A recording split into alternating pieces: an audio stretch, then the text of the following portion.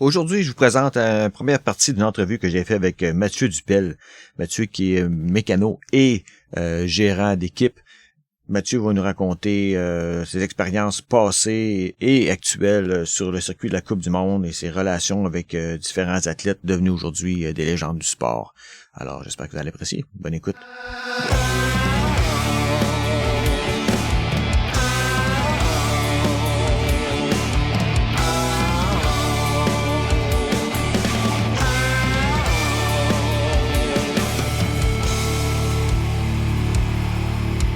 Bonjour tout le monde, ici Steve Jean, bienvenue à QCMTB Podcast. Aujourd'hui, je reçois un homme passionné qui travaille depuis plus de 20 ans avec des athlètes professionnels sur le circuit de la Coupe du Monde en descente et en enduro.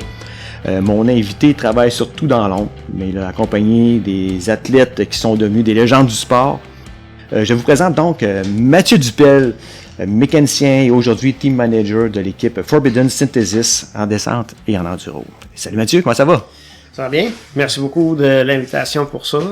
Comme que je t'ai dit dehors à côté de l'auto quand t'es arrivé, je suis vraiment content que tu peux faire ça pour on va dire au Québec puis au Canada pour montrer un peu comment passionnés les Québécois sont. Puis tout un peu le showcase. Oui, j'ai regardé. Désolé que j'ai pas pu écouter tous les podcasts, mais j'ai regardé un peu, puis t'as beaucoup de gens qui sont passionnés du sport, puis ça montre que le Québec a beaucoup de gens passionnés du sport. Il y a beaucoup de places qu'on peut faire du vélo montagne, puis c'est pour ça que t'es là à faire ces podcasts-là. Comme ça, il y a le marché de gens, puis la passion est là. Absolument. Rapidement, toi, t'es natif de la région de Montréal. Ouais, je viens de Vaudreuil. Comme ça, c'est une place qui est vraiment pas de côte. J'ai commencé à faire du vélo montagne dans le champ en arrière de chez nous. Ce qui est quand même drôle, c'est il y avait à côté de l'île Perrot, quand j'étais jeune, ma mère elle m'emmenait faire le tour de l'île Perrot, qui est 28 km. Quand t'es jeune, c'est quand même du kilomètre-heure. Ben oui. Mais si jamais, s'il y a quelqu'un qui écoute ça, qui reste à l'île Perrot, ils vont comprendre ce que je dis. C'est sur le bord de l'eau, c'est super beau. Moi, j'haïssais ça. Puis, on restait à l'île Perrot dans le temps. Puis, un moment donné, je m'ai fait un ami en 6e année ou en 5e année que lui, il faisait du vélo montagne. Mais, moi, je m'en fichais de ça. Mais pour traverser, pour aller à l'école, je passais à travers le bois. Puis, il y avait une trail. J'aimais super ça. Fait que là, je voulais pédaler pour aller à l'école. Juste pour faire la trail le matin. Puis le soir, je la faisais 2 fois. Puis après ça, je retournais à la maison. Comme ça a commencé un peu comme ça, à trouver ça cool, à aimer ça. J'ai grandi dans un environnement que, on va dire, des oncles et des cousins, il y avait des autos cool, des hot rods, ces choses-là comme ça. Côté mécanique, mon oncle, un de mes oncles deux oncles, dans le fond le cousin à ma mère puis le frère à ma mère, eux, c'est des machinistes. Ils ont fait ils ont travaillé en outillage, faire des outils pour des choses, ils ont bâti des guitares, des violons, juste toutes des choses mécaniques, des camions. Comme ça, ma passion pour le vélo, pour mécaniquement, puis comment, on va dire, système de suspension, ça vient un peu de là.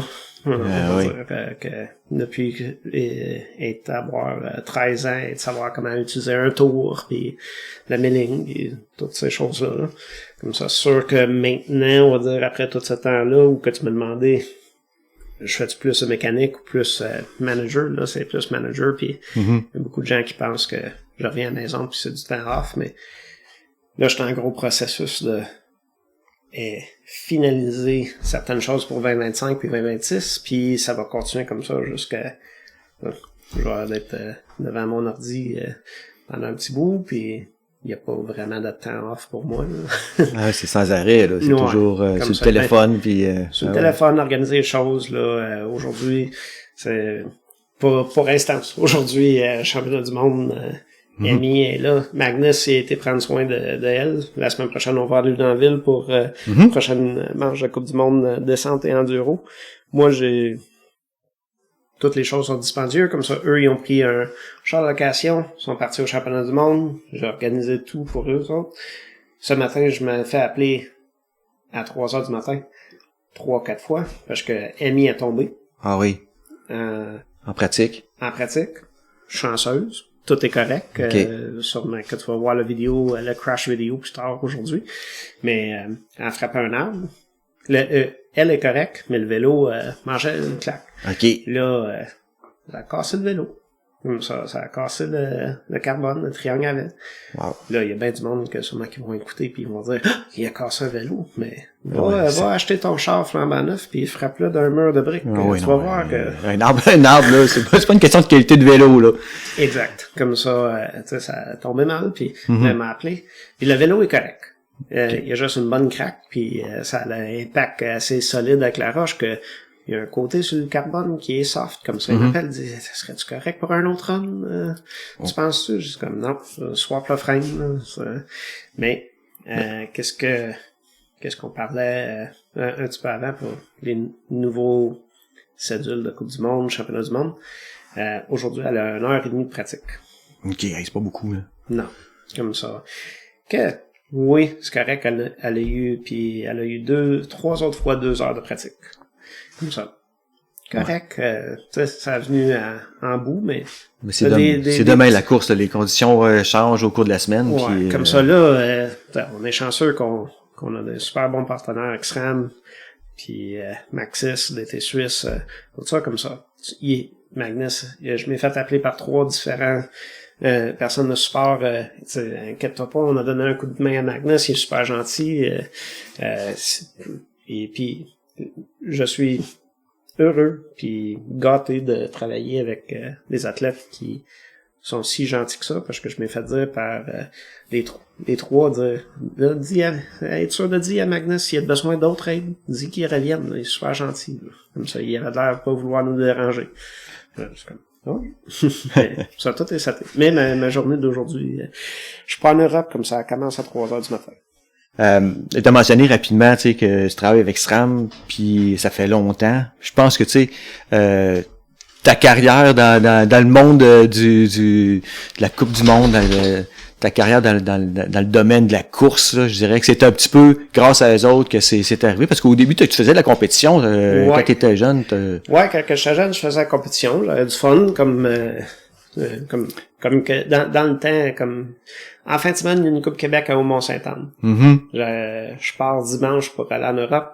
J'ai même regardé, je dis, je suis capable de bouger ça lundi, comme ça je peux aller faire Coupe Québec ou toutes ces choses-là. Mais avant ça, je sais pas si toi t'as été aux courses il y a longtemps, mais t'avais du 4 à 600 personnes qui faisaient la Coupe Québec en dernier. Puis c'était le fun, on campait, on avait du fun, toutes ces choses-là. Comme ça, oui, j'ai été faire des Norba, tout ça. J'ai travaillé pour un des premiers distributeurs SRAM qui était au Canada, qui était Kempter Marketing, avec puis avec eux, j'ai rencontré d'autres personnes au show, dont en 2003, avec SRAM, j'ai commencé à travailler à certaines Coupes du Monde. Puis comme le premier Crankworks qui était à Joyride dans le temps. Ouais. Ça, c'est en 2003 que c'est quand même drôle. Cette année, à Crankworks, je me dis, shit, ça fait 20 ans que je viens à ça. Puis là, j'ai commencé à penser, je dis, non, ça fait 21. Fait que ça, d'abord, tu t'es donné un coup de pouce comme mécanicien pour les équipes à cette époque-là. Là, ouais, pour comme ça, en 2003, je commençais avec eux autres. Eux autres m'ont donné un coup de main. Ils ont commandité Santa Cruz Syndicate. Puis en commanditant Santa Cruz Syndicate, ils ont dit, hey, on a un mécano. Comme ça, après ça, c'était drôle, je travaillais avec Cycle Lambert, que je faisais, c'est comme, aujourd'hui, ça serait plus facile parce qu'on est plus, c'est plus facile d'avoir accès pour tous les produits puis toutes ces choses-là. Mais dans le temps, écoute, chez Kempter, moi, qu'est-ce que j'aimais, dans mon temps de libre, t'avais des moyens internes que Saks faisait dans le temps, que Saks serait à acheter Saks. La division vélo. Saks existe encore dans le côté auto, mais t'as des moyens internes qui revenaient comme en garantie, admettons. Puis ça, je démontais ça, je voyais comment que ça fonctionnait, je voyais pourquoi qui était revenu en garantie, puis j'ai réparé. des affaires que j'aimais. Comme ça, en arrivant chez Cycle Lambert, l'été 2003, j'ai été sur la route un peu, j'ai lâché chez Kempter, le distributeur devenait Lambert. Là, j'étais là-bas. Puis eux, ils m'ont appelé, justement, j'avais fait une bonne job, puis je sais pas si cette personne-là est encore là, mais il essayait de me positionner dans un autre rôle chez Cycle Lambert, puis il disait, hey, Mathieu, ça fait juste 3 mois que t'es ici, mais j'ai quelque chose à t'offrir, tout ça. J'ai eu l'appel le soir d'avant. Je disais, désolé, je le prendrai pas, je vais aller au Coupe du Monde avec Santa Cruz. Ah oui, ok. Là, les autres sont là, shit! Hey. Comme ça, j'ai travaillé là les 2 hivers, puis après ça,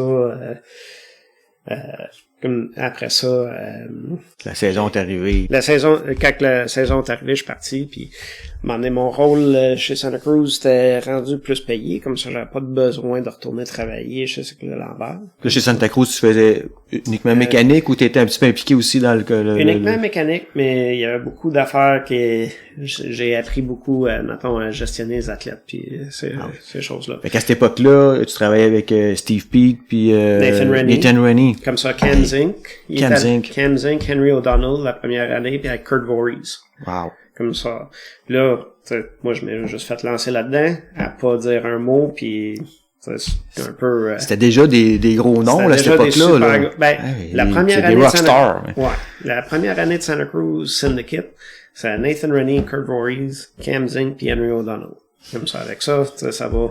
Puis dans ces années-là, on avait le circuit Norba. Oui. Comme ça, on faisait Norba avec Cam Zink puis Henry O'Donnell. Puis après ça, on faisait la Coupe du Monde avec Nathan Rennie puis Kurt Voorhees. Là, les Norba, ça existe plus aujourd'hui pour les gens qui connaîtraient pas. C'était gros, c'était le circuit nord-américain. Le circuit nord-américain, t'avais des compagnies comme Giant et Maxxis qui commandaient des équipes comme John Kirkcaldy, Jared Rando.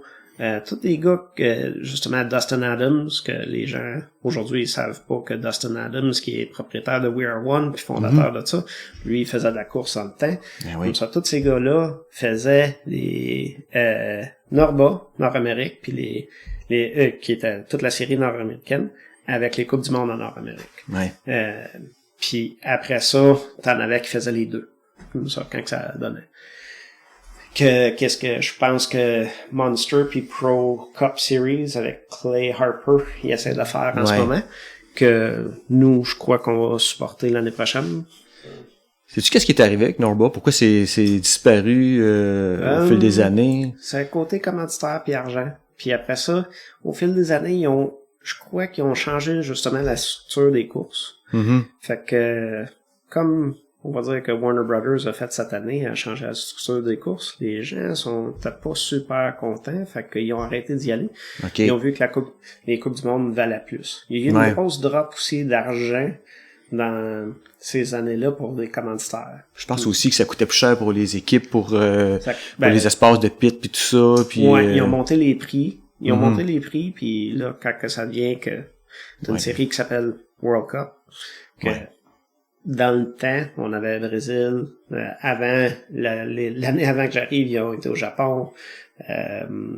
C'était vraiment World Cup, là. À cette heure, c'est plate, mais au Québec, on est chanceux parce qu'on a Mont-Saint-Anne. Mais qu'est-ce que Lucie a fait les dernières années, c'est pas mal un European Cup, là. Ça coûte pas super cher aux Européens venir au Québec faire Mont-Saint-Anne, mais quand tu penses qu'est-ce que ça me coûte à avoir une couple de personnes en Australie, une couple de personnes au Canada, qu'on fait des allers-retours en Europe, l'Amérique du Nord, des test camps en Australie, tout ça, c'est tout un autre budget, là. Effectivement. Ça, quand tu te reviens de bord, si on va en Europe, les camions sont gros. Moi, en Europe, j'ai 2 sprinters. Comme ça. Les belles Easy Up sont belles. J'ai un bon setup qui fonctionne. Ici, comme que tu as vu dehors, j'ai les 2 trailers, puis j'ai tout le setup ici. Mais des équipes, puis du monde en Europe, ils disent « pourquoi t'achètes pas le gros truck? » Le Sprinter, il coûte vraiment pas cher, pacté à l'année, parké dans un parking versus un semi. J'ai pas l'argent pour ça, on n'a pas les fonds. Fait que, c'est tout. C'est tout quelque chose. Ça revient tout au budget.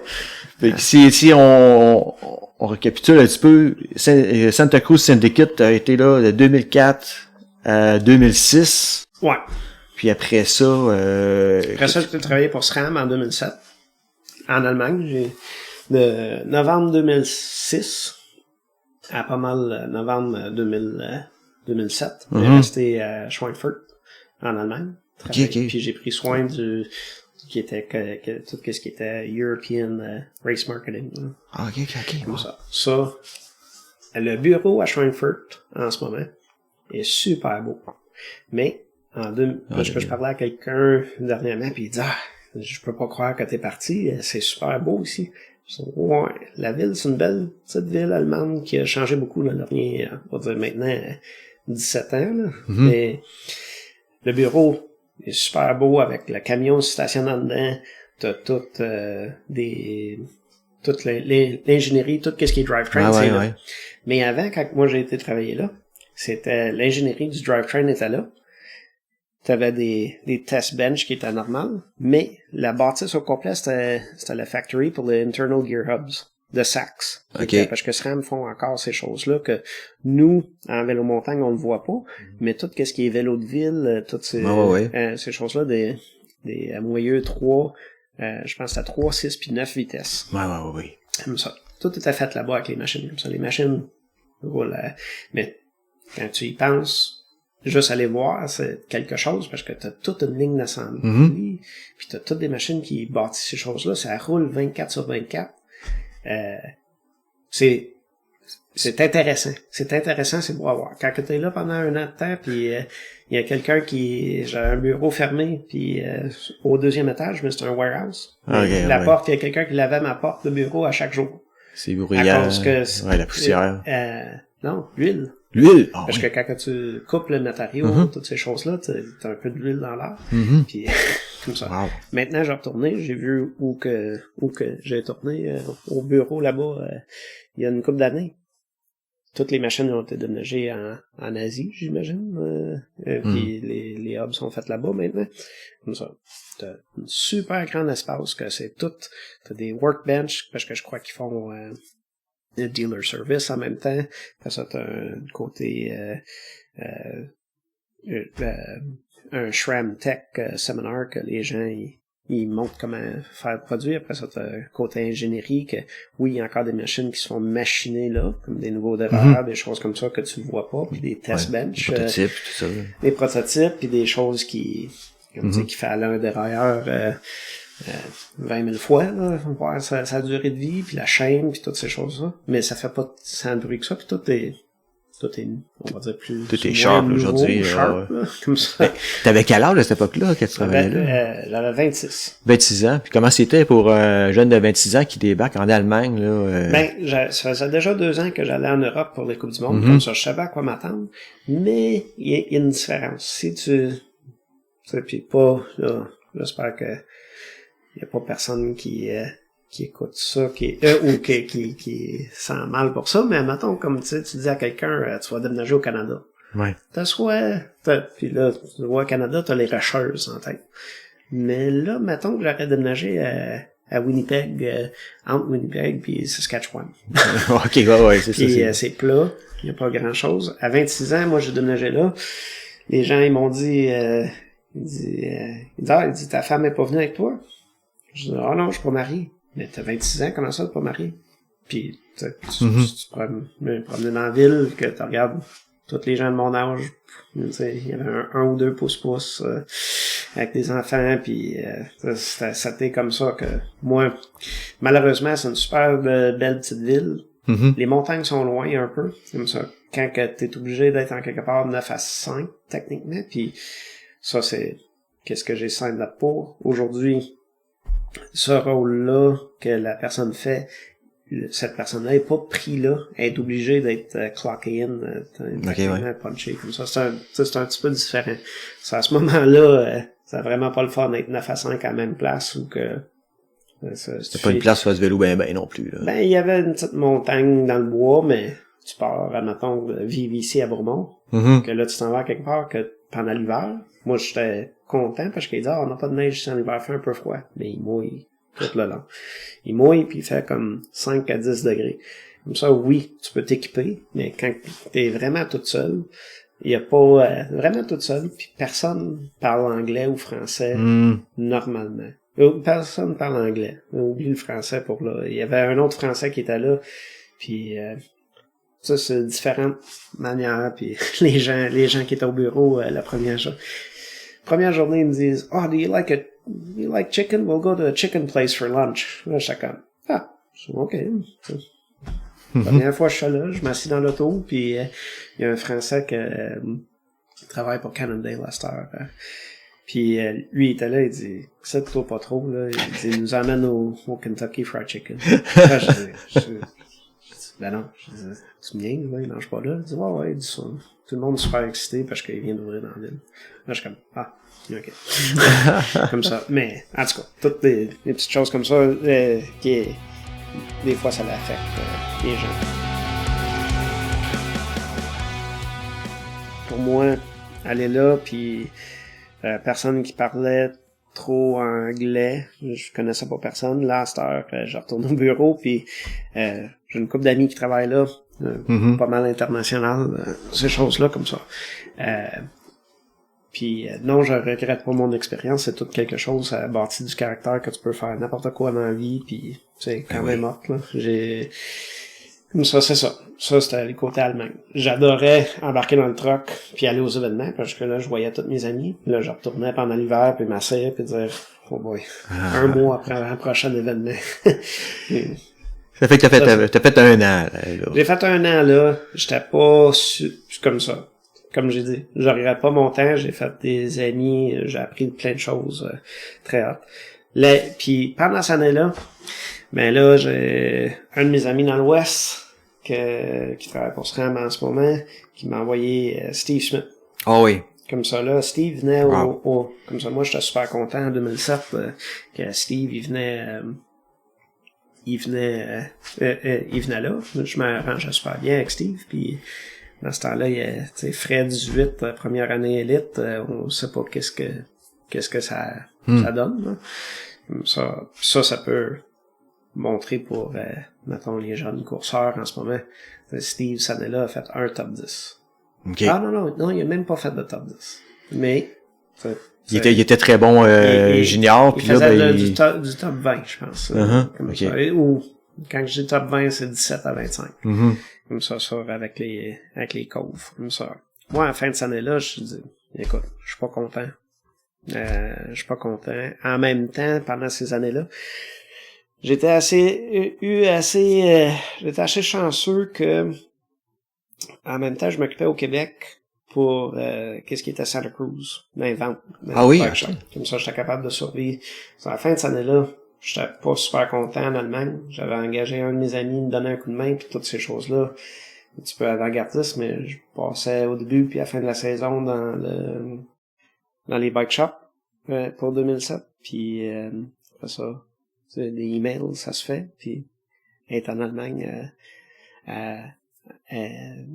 pas avoir rien à faire pendant le soir, la semaine. J'avais en masse de temps d'appeler les magasins puis expliquer ces choses-là comme ça.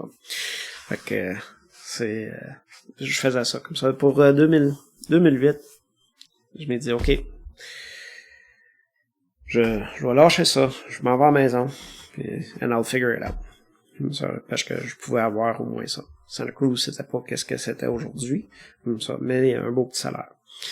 Comme ça, après ça, j'ai parti dans l'Ouest, j'ai travaillé avec Steve Smith, puis on était à toutes les Coupes du Monde cette année-là, en 2008.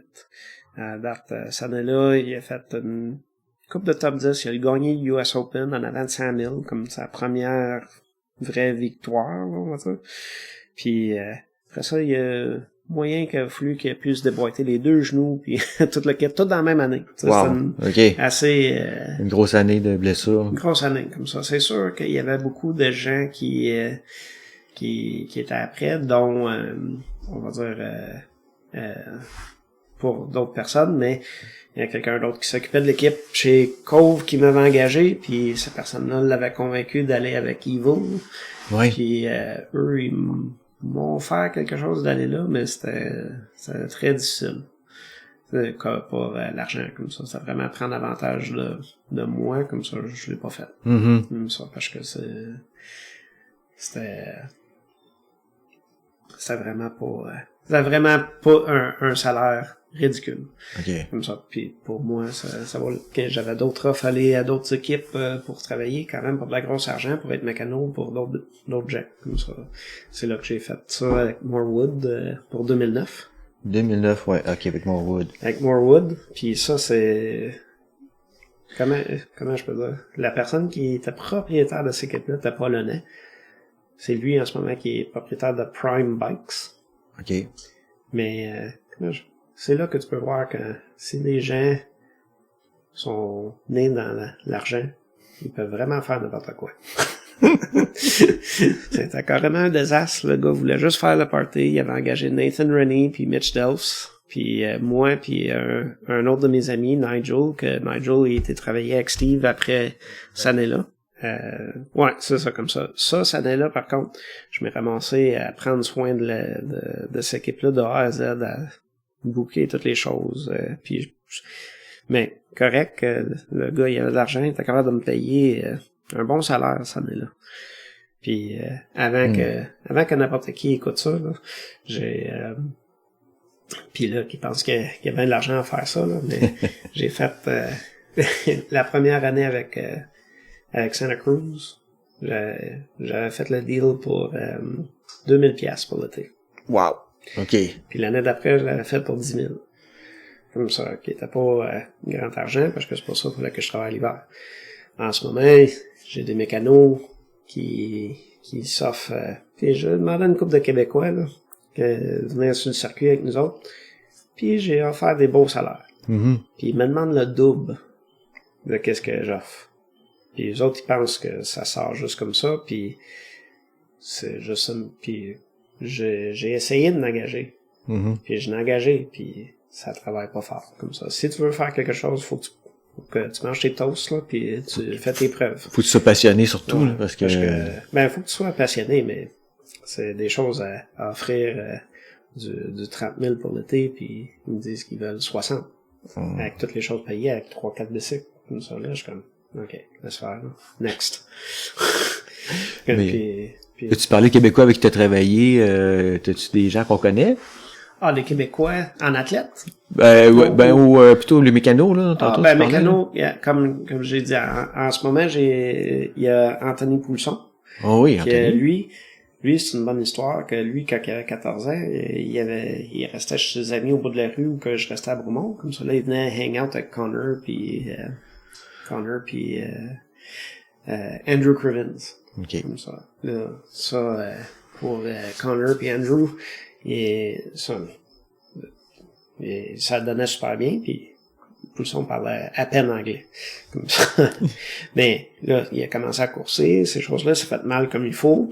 Là, je dis, écoute, je veux pas que tu courses, là, viens m'aider, là. C'est comme ça que tu montes une roue.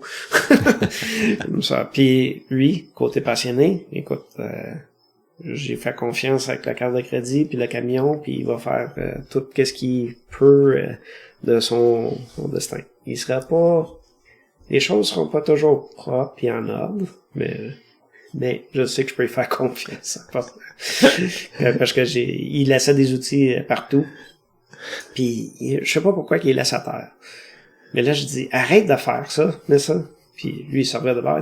Il dit, c'est toi qui m'as entraîné. Il dit, c'est de ta faute. Là, je suis là, je le regarde. Je dis, OK, j'ai pas le temps de m'argumenter, là. Mais, good shot, là. Bravo pour me relancer comme ça, mais fais qu'est-ce que t'as à faire, là. On a d'autres commanditaires qui arrivent. Je sais. Mais sinon, pour les athlètes et tout ça, il va aussi loin qu'il peut. Puis après ça, là, en ce moment, il fait un cours à l'école que j'encourage qu'il va faire ça. Je suis vraiment content qu'il va faire ça, comme ça il va manquer les dernières. Mais c'est sûr qu'il va se pointer à Sainte-Anne pour courser Sainte-Anne. Comme ça. Puis on a aussi Raph Picard qui vient de Québec, qui vient du Boréal Bike Shop aussi, que lui, avec un autre ami qui est propriétaire là-bas, lui, super bon mécano. Lui, il en a beaucoup à apprendre, côté cédule, ces choses-là, mais côté mécano, super bon. Comme ça, si quelqu'un a aller besoin des choses à faire dans la région de Québec, c'est un peu la place à aller voir voir pour être sûr que son bicycle est correct. 2009, Morewood, Nathan Rainey qui était déjà pas mal une grosse vedette, un gros nom dans ce circuit là. Ouais. Puis à cette époque-là, vous couriez avec quel vélo? Des Morewood. Fait en Afrique du Sud. C'était oui, OK. Comme ça, moi j'étais mécano avec Nathan Rainey pour 3 ans avec Santa Cruz. OK, tu le connaissais déjà de cette époque-là, ouais, oui, c'est on ça. va parler tantôt. Ça.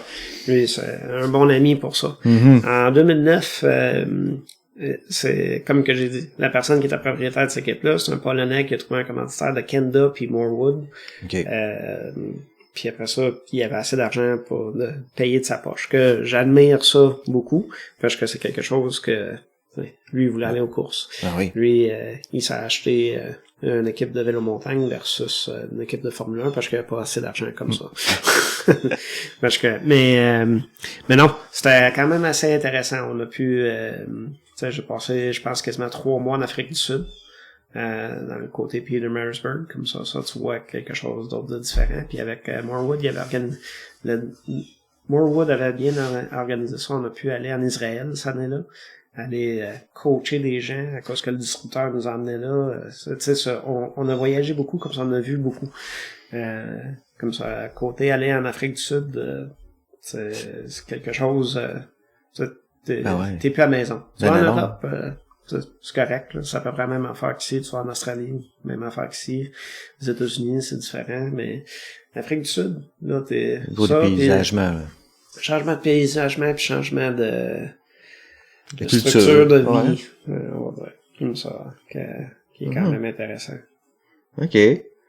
Puis, comment ça s'était passé pour Nathan cette année-là? Nathan, c'est un bon ami, puis ça, c'est quelque chose qui est dommage. Parce que pour Nathan, mettons lui puis Chris Kovarik, ça c'est 2 personnes qui souffrent côté alcool. Oh. Être alcoolique. Comme ça. Ça, c'est des gens qui sont pas capables de passer à travers la journée sans alcool. Là, Nathan, je suis quand même fier de lui. Ça fait un petit peu plus qu'un an qu'il boit plus. Mais maintenant, rendu à 43 ans, il reste à la maison, il travaille en excavateur, mais puis là, il a vu un différent changement sur la vie. Mais dans ce temps-là, quand on n'avait pas Instagram, puis pas Facebook, toutes ces choses-là, puis un peu. Quand les gens disent t'es chanceux qu'il n'y avait pas ça dans ce temps-là, je dis ça aurait été dans deux scénarios. Les gars auraient été vraiment dans le trouble ou ils auraient été carrément des vedettes. OK. Comme ça, c'est pas trop. Massive Rockstars or in jail. Comme ça, mais non, c'est comme ça, tu sais, je les ai ramassés au Passapolis une couple de fois, on and on, c'était toute la gestion d'une autre affaire que quelqu'un qui est 6 pieds 2 ou 6 pieds 3, 200 livres de muscles. Nathan, c'est toute une pièce d'homme, là. Ouais, c'est ça, comme ça, avec lui. C'est en 2009, tu sais, sa mère était décédée, l'année d'avant. Il était pas super content avec ça, avec ce qui était arrivé avec Santa Cruz. Tu sais, les autres, ils l'ont un peu laissé aller. Il était pas content avec ça, qui était un peu de rejet, un peu. Les choses, mais, l'alcool était grave, ça. C'était des problèmes. Les gars faire le party, il y a une différence entre faire le party puis être destructif, là, comme ça. Pour Nathan, il a décidé mi-année de retourner à la maison parce que il y a de la misère à courser puis ça allait pas bien, il était juste pas content. Ça c'était mieux pour lui. Après ça, il est revenu au championnat du monde à Cairns, que c'était en Australie cette année-là, puis il a fini 7. T'sais, il a été à la maison, il s'est entraîné, ces choses-là. Mais c'était quand même drôle. On regarde là, puis j'en ris, mais sur le coup, c'était pas super drôle, parce que je me rappelle, il avait fait... il rencontrait plein de filles partout, c'était toujours en boisson. On était à Morzine, que 2009, c'était ma première fois à Morzine, puis Nigel Reeves, il restait là. Comme ça, moi, Mitch puis Nigel, on faisait des châteaux. Mitch, on faisait pas mal de testing. C'est suspension boss dans le temps. Ouais.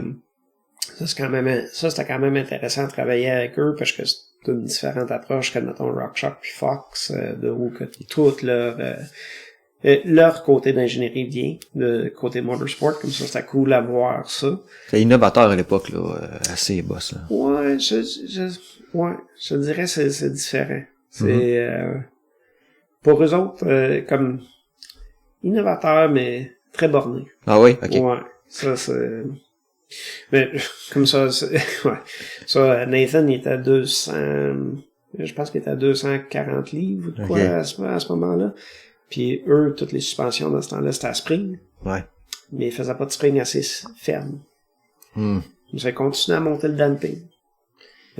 Puis moi, j'expliquais, je dis, ça marche pas de même. Je dis, faut monter le spring rate, là. Ah oui. Il dit, ah non, avec le damping, on est capable. Avec le damping, on est capable.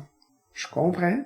Mais c'est pas vraiment ça. Je dis, tu sais, c'est pour travailler avec... c'est pas vraiment ça. Puis l'associé à Olivier Bossard, il dit Mathieu, il dit Olivier a gagné 10 championnats du monde. Là, je dis non. Je dis Vouillard, il a gagné 10 championnats du monde. Je dis, lui, il était assez chanceux d'être debout à côté. Je dis là, Nathan, il y a plusieurs podiums dans le dernier 5 ans, dont des 2, 3, 4, 5e places, puis je dis puis je m'assurais que tout était correct. On sait qu'il y a juste besoin d'être plus ferme. Certains riders que ça a besoin de coller à terre, certains riders qui ont besoin d'être capables de pousser les pneus à terre. Comme ça, c'est deux différentes affaires. Puis Nathan, c'était, on va dire, un Australien en pédale flat qui a besoin d'être capable de pousser les pneus à terre, qui a de la grippe, puis de glisser comme qu'il veut dans les coins. Aujourd'hui, aujourd'hui, c'est un petit peu différent, les vélos collent à terre, puis ces choses-là, mais en 2009 puis avant, le rubber t'as pas pareil comme aujourd'hui. Non. Puis les suspensions t'as pas pareil, les systèmes de suspension t'as pas pareil. Comme ça, t'as certaines personnes qui avaient hyper talent, c'est comme côté, on va dire, acrobatique, à pousser les choses, faire des scrubs, sauter, mais c'est ça. Comme ça. Pour Nathan, c'était différent. Comme puis lui, c'est sa dernière année qui a été là. Puis après ça, il était à la maison, puis il a travaillé une job côté excavateur, faire des trails à la maison, puis ces choses-là, mais on va dire alcohol got the best of him, puis c'est ça qui est plate. Dommage. Par la suite, 2010... Ça, 2010, ça, c'était... Ça, c'est quand même drôle. Je sais pas à quel point que je veux dire des affaires sur certaines compagnies au Québec qui m'ont fait faire des accroires pendant un bon bout. Comme ça. Mais j'étais assez chanceux qu'il y a le distributeur ici au Québec, On the Edge de Pivot. Lui, il m'a mis en contact avec Pivot, puis on a créé... Après, côté un petit peu désastreux avec le Polonais qui avait trop d'argent, parce que lui, ça fait le party, puis écoute, j'en ris aujourd'hui, puis c'est drôle, parce que ça, c'est carrément first world problems, puis on a passé à travers tout, puis c'est le fun, mais cette année-là, je m'ai dit, shit, ça me tente plus de travailler pour autre personne, je suis capable de le faire moi-même, j'ai tout arrangé cette année, puis on and on, comme ça, j'ai parti ma propre équipe en 2010, avec Pivot. Comme ça, tu sais, il y a bien des gens comme quand t'es arrivé, t'as dit ton rôle chez Forbidden Synthesis. Ben, techniquement, l'équipe Forbidden Synthesis, c'est à moi. Ouais. OK. C'est comme ça. Mettons, comme aller avec Pivot, c'était pas l'équipe à Pivot, c'est un peu Pivot qui commanditait l'équipe. Comme ça. C'est un peu une couple d'équipes qui fonctionnent encore comme ça, mais il y en a d'autres que c'est factory back. Là, mais mettons si c'est factory avec une carte de crédit de la compagnie, c'est le fun. Mais en ce moment, on roule avec la carte de crédit de ma compagnie, qui est différent. Comme ça. Mais ouais, non, ça commence ça avec Pivot, puis avec Will Rushpin, Mitch Dels, puis Kyle Strait. OK. Comme ça, là, toute cette année-là, on a fait les Coupes du Monde. Coupe du Monde, on a fait Rampage, choses-là. En 2011, l'argent super serré, puis pas super gros d'argent là, dans tout ça. À la fin de cette année-là, j'étais arrivé que pas mal un petit peu under, mais en 2011, ou en 2010, Mitch il avait fait super des bons résultats. Ça, quelqu'un chez Kona m'a appelé, puis il disait « Hey, on aimerait savoir Mitch, on va y offrir tant de salaire. » OK, cool. Mitch est là, il dit « Ah, sec, il dit c'est un gros salaire, ça, c'est le fun. » J'ai dit « Ouais, j'ai dit, mais t'as pas compris, là. » J'ai dit, comme, tu sais, ça, c'est juste à aider. J'ai dit « T'as pas compris. Là, il te donne tout ce salaire-là. Mais, t'as-tu un mécano? T'as-tu un camion? T'as-tu une place à rester? » Lui, il était prêt à signer le papier. Il a pas lu comme il faut. Là, j'ai rappelé chez Kona. J'ai dit « Écoute, c'est quoi votre plan? » On va lui donner ce montant d'argent-là, puis il s'arrangera avec lui-même. Je dis, il sera pas capable. Je l'aime bien, mais il sera pas capable. Il dit, OK. Il dit, ben, je dis, écoute, je dis, je vais à tel prix, je vais t'en prendre soin, puis je vais avoir les deux équipes. Comme ça. Là, ils ont dit, OK. OK, tu prends soin de ça. Pivot et Kona. Ouais, comme ça, là, j'avais deux équipes, deux mécanos, deux trucks, une truck de location, une affaire de même. Comme ça, là, deux équipes. Correct, parce que tout le monde était mis pareil. Ça paraît deux storefronts au pit. On retourne toute la maison. C'est une épicerie, une maison, toute la gang, tout le monde était mis ensemble quand même, comme ça peut fonctionner. Puis c'était assez petit, j'ai pas 45 000 staff comme, on va dire, plus aujourd'hui, ces choses-là. Fait que ça s'est fait, comme ça, deux équipes. Puis cette année-là, mais deux équipes, j'avais fait un deal avec Kona pour Mitch. Ouais. Puis là, le distributeur qu'on a en Australie, il dit, t'as besoin de prendre celui-là, prendre soin de ce kid-là aussi, qui est à Connor. Connor Fearon. Comme ça. Connor, on l'a ramassé à l'aéroport, il est venu faire Sainte-Anne, puis Wyndham. Puis après ça, championnat du monde plus tard cette année-là. Mais il avait quel âge à ce moment-là? Il était... Frais 16 ans. 16 ans, ok. Ouais, wow, c'est tout jeune, là. Ouais, c'est ça, tout jeune. Fait que tu le connaissais pas, il était non, moi, tout frais, là. J'ai parlé à son père au téléphone, puis je l'ai ramassé à l'aéroport. Mais, qui est quand même drôle, mais il est arrivé il est embarqué dans le char, première affaire qu'il a dit, tu sais, pick-up, il dit, you Americans like your V8s. Là, je l'ai regardé, je dis, c'est quoi que tu viens de me dire, là? Pourquoi que tu m'insultes? Tu m'insultes-tu, là? C'est quoi, là, tu dis? Comme ça, après ça. Mais, pendant la semaine, il a pas rien dit, mais, parce qu'il est très, c'est quelqu'un qui est, tout le monde dit, il est gêné ou quoi. Mais, dans ce temps-là, c'est ça qui était gêné, mais, quelqu'un qui est très considerate. Très, considerate de tout que son environnement. Il ne dérangera pas. Puis, il est très poli. Très poli. Comme ça. Lui, en partant d'un finish de course à retourner au pit, t'as bien des athlètes qui vont s'aîner partout parce qu'ils veulent pas aider à serrer les affaires ou de quoi. Mais lui, ça va y prendre 1 heure parce que quelqu'un arrête puis il dit, how's it going? S'il y a un fan qui arrête, puis il demande, how's your run? Lui, il va dire, it was great. How's your day?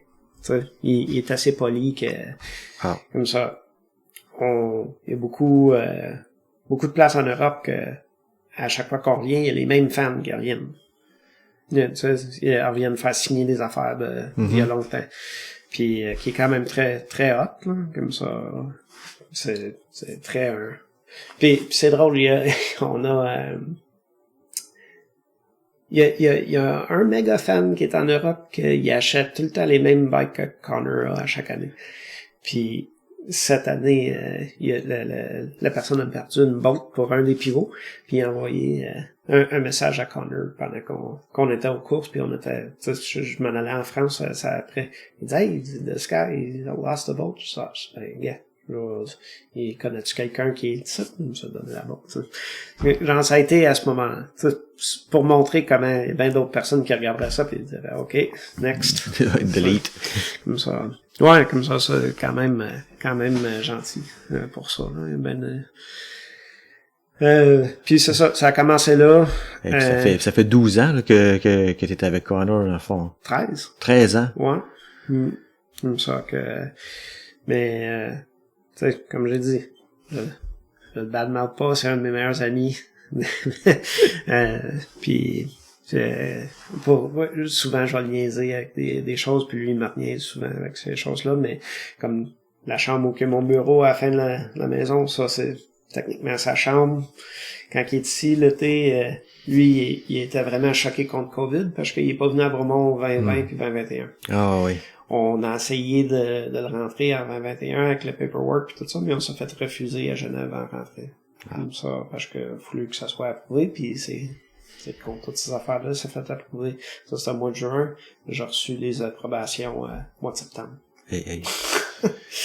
Puis quand j'avais demandé au mois d'avril. Mais en tout cas, c'est... Fait que ça, il vient chaque année. Il vient chaque année. Comme je t'ai dit, cette année, il fait pas toutes les Coupes du Monde, mais il va être ici, je pense qu'il lande autour du 19 septembre ou quoi.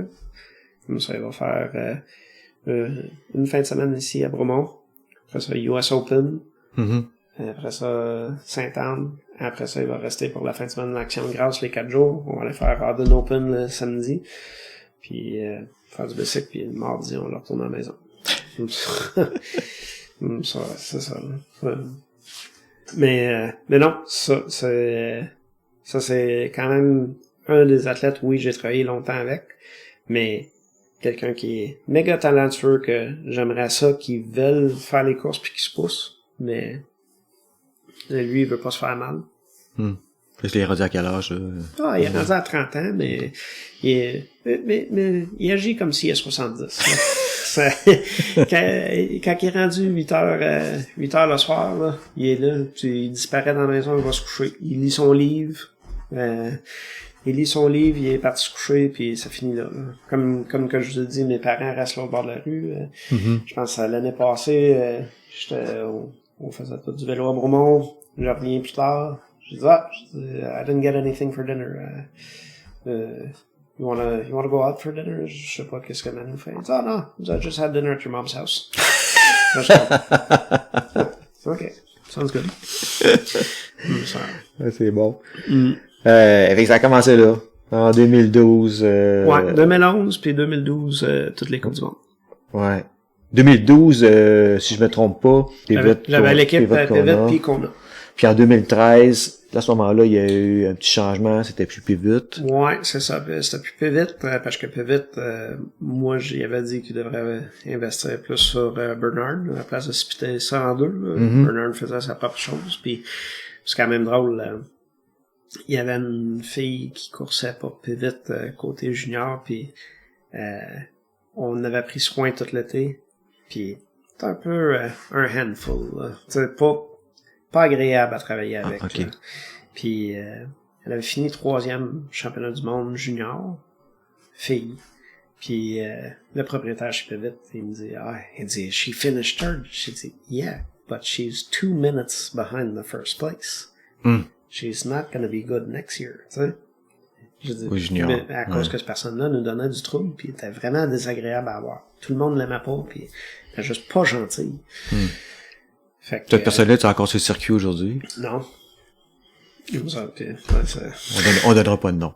Ouais, c'est pas de besoin de badmenter les gens. Non. Mais c'est juste, comme j'ai dit, c'est quand tu te ramasses à avoir un paquet d'employés, il y en a qui sont bons, il y en a qui sont pas bons, il y en a... Tu travailles avec des jeunes là, qui ont 16, 17 ans, là, c'est... Ouais, moi, je dis ça que ce que je dis. Moi, je travaille avec des jeunes qui ont de 16 ans à 35 ans. Puis ceux dans la trentaine, si ils ont eu une bonne carrière, c'est pire que des jeunes de 16 ans que tu peux dire, hey, ramasse-toi, je vais appeler tes parents. Jusque là, mais ouais, mais justement, comment c'était à cette époque-là de prendre un jeune, tu sais, puis qui commence là sur le circuit, ben à cette époque-là, t'avais pas juste lui comme athlète là. Non, ça puis admettons si on prend Connor par exemple, lui quand il était junior en même temps que Richie Rude puis Lloyd Bruni. Ah oui, OK. Dans ce temps-là, il n'y a pas la Coupe du monde junior. Une fois qu'il est devenu senior, une couple d'années après, ou un an après, il a commencé à avoir des Coupes du monde en junior. Mais lui, il battlait avec Lloyd puis Richie dans ces temps-là. Puis il faisait des temps dans le top 30, top 20 Coupe du monde. Que aujourd'hui, là, avec la série propre de Junior World Cup, Là, peut-être je vais offusquer des Québécois qui vont au Junior World Cup puis qui disent j'ai fait 15e. Good, mais ce serait 200e. Ouais. Comme ça pour continuer. Puis c'est un peu choquant quand tu vois, il y a certaines autres personnes qui sont dans le top 3 dans les juniors. C'est choquant pour, admettons, comme quelqu'un comme Connor, puis toute cette génération-là avant. Parce qu'ils ont de la recognition en masse, puis il y a des juniors que moi je vois qui se fait payer quand même cher, puis que c'est juste fou, parce que je me reviens de bord, puis j'essaie d'avoir un autre junior. Puis où quelqu'un voit qu'est-ce que les autres y ont, puis c'est quelqu'un qui est 5e junior, qui serait 200e élite, il s'attend d'avoir la même chose qui est dans le top 3. Mais je trouve ça, c'est un peu mauvais pour les jeunes. Il devrait avoir un genre de règle pour élever des jeunes comme il faut au Coupe du Monde, là, ou dans le sport. Mais non, c'est ça. Ça, c'est un gros problème que je trouve qui est dans l'Ouest, parce que t'as beaucoup de jeunes qui, on va dire oui, up and comer, mais c'est pas des gars c'est pas des gars ou des filles qui vont faire des top 20 ou des top 30, puis ils s'attendent d'avoir, je ne reçois des CV, là. Puis il y en a des CV que c'est détaillé, combien qu'ils ont besoin d'argent, combien qu'ils ont ci, tout ça. Ah, ouais. Ça, c'est un peu, ça me fait chier autrement dit, mais parce que ces personnes-là sont pas en mérite. Ils ont pas le même talent que d'autres personnes qui ont vraiment travaillé fort. Puis après ça, les gens qui ont le talent pis ces choses-là sont vraiment trop gâtés. Ça devient un petit peu des gâtés pourris, un peu côté asshole au public. Comme ça, t'aurais pu, admettons, si tu prends Loïc, que lui, quand il était junior, il coursait dans les élites avec Connor. Mais Loïc, c'est une des personnes qui est plus gentille sur le circuit de la Coupe du Monde. Il se rappelle, je pense, du nom à tout le monde dans les pits. Ouais. Puis il dit allô à tout le monde, toute l'équipe, tout ça. Il y a certains juniors canadiens même que je pourrais pas dire qu'ils sont pareils. OK. Puis qui s'acquérit plus de mérite. Qui est drôle. Comme ça, c'est pour ça, c'est peut-être mon opinion, mais c'est dommage. Je trouve que qu'est-ce qui est vraiment plate dernièrement dans l'Ouest, t'en vois beaucoup de ça, il y a bien des compagnies qui coachent en ce moment. OK. Qui coachent les jeunes. Ouais. Tant mieux. Mais qui essaie de créer une relève, là. Ouais, créer une relève, mais t'as bien des compagnies, bien des personnes qui coachent les jeunes, comment je peux dire, puis à aller aux courses, ces choses-là. Mais ces personnes-là, je les ai jamais vues aux Coupes du Monde. Puis je les ai jamais vues gagner une Coupe Canada non plus. Je sais pas comment que ces gens-là peuvent coacher des jeunes à se préparer pour les Coupes du Monde. Puis leur charger du coupe de 100$ et plus par mois. Comme ça, dans l'Ouest, je suis au courant d'un autre athlète qui se fait vendre un peu un rêve, puis ça leur coûte autour de 900$ par mois. Comme ça, je trouve ça, c'est prendre avantage des gens un peu, mentir de leur part, qu'ils peuvent faire quelque chose dans le monde. Quand que le talent est pas super là, mais ils ont quelqu'un parental qui a le talent de payer 1000$ par mois, plus toutes les choses. Je trouve que ça, c'est un peu plate, mais sûrement qu'on va voir ça plus en plus en sport, parce que dans les autres sports, il y a ça. Mais c'est juste là, en ce moment, t'as comme que j'ai dit, t'as soit des gens que ça fait 20 ans qu'ils sont ici, ou plus, ou t'as des super gros experts que ça fait 4 ans qu'ils ont un vélo. Ouais, c'est ça. Là, on voit ça, mais j'imagine que avec le temps, les noms des vrais experts vont sortir, puis ceux qui ça fonctionne pas, ça fonctionnera pas. Ça, c'est ça qui est ça. C'est, avec comme que ça grossit, le sport a tellement grossi dans le dernier 10 ans. Rapidement. Puis rapidement. Comme ça, c'est sûr qu'on va voir des choses comme ça. C'est juste, je trouve ça dommage pour les jeunes qui se font dire que, tu vas être capable de ces choses-là. Puis aller aux Coupes du Monde. Moi, je pense que la série Pro Series aux États-Unis, puis qu'est-ce qui était Norba avant. Ouais. Norba, c'était quand même gros, mais t'avais une catégorie semi-pro Norba. Oui. dans le temps. Comme ça, je crois qu'il devrait avoir quelque chose du genre, là. il devrait avoir plus de courses accessibles pour tout le monde, qui en fasse plus. Avant de miser, OK, t'as fini 10e à Coupe Canada ou whatever, on va se pratiquer bien fort puis on va aller faire une Coupe du Monde l'année prochaine. Puis dépenser cet argent-là. Parce que la seule chose qu'ils font, ces pauvres jeunes-là, c'est aller dépenser beaucoup d'argent puis aller se décevoir. Être déçu. Versus que si il a essayé de faire des crankworks, ces choses-là, ça aurait été un petit peu plus accessible pour eux. C'est déjà la fin de cette première partie de l'entrevue. J'espère que vous avez apprécié cette rencontre. Restez à l'écoute pour la suite qui sortira dans quelques jours. Mais d'ici là, merci à tous de nous avoir écoutés. N'oubliez pas de vous abonner afin de recevoir tous les épisodes aussitôt qu'ils paraîtront. S'il vous plaît, n'hésitez pas à partager à vos amis et de faire connaître le podcast autant que possible. C'est notre seule façon de nous faire connaître et de croître. Si vous voulez nous encourager, vous pouvez nous laisser un like sur YouTube ou un commentaire sur Apple Podcast ou sur Spotify. Et vous pouvez aussi, bien entendu, nous suivre et communiquer avec moi sur Facebook et sur Instagram à QCMTB Podcast. Alors, à la prochaine et puis bon riding!